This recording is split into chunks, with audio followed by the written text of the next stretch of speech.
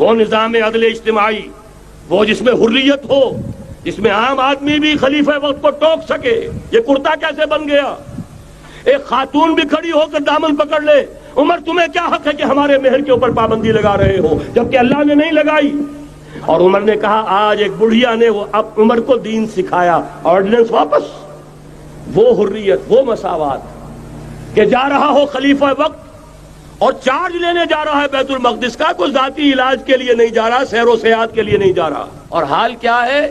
700 میل کا فاصلہ طے کرنا اور ایک اونٹنی، کوئی انٹوریج نہیں، کوئی خدم و حشم نہیں، کوئی جمبو جٹ بھرے ہوئے نہیں، کچھ نہیں، ایک اونٹنی ایک خادم۔ اس ایک اونٹنی پر چونکہ راستے کا راشن بھی ہے لہذا 2 آدمی نہیں بیٹھ سکتے، ایک بیٹھ سکتا ہے۔ ایک منزل خلیفہ وقت بیٹھا ہوا ہے اوپر اور خادم نکیل پکڑ کر چل رہا ہے، اگلی منزل خادم اوپر بیٹھا ہے اور خلیفہ وقت عمر بن الخطاب رضی اللہ تعالی عنہ اور وہ آگے آگے نکیل پکڑ کر چل رہے ہیں۔ یہ نظام چاہیے آج نوع انسانی کو۔ اس کے انتظار میں، اس کی تلاش میں نوع انسانی نے کتنے تجربے کر لیے۔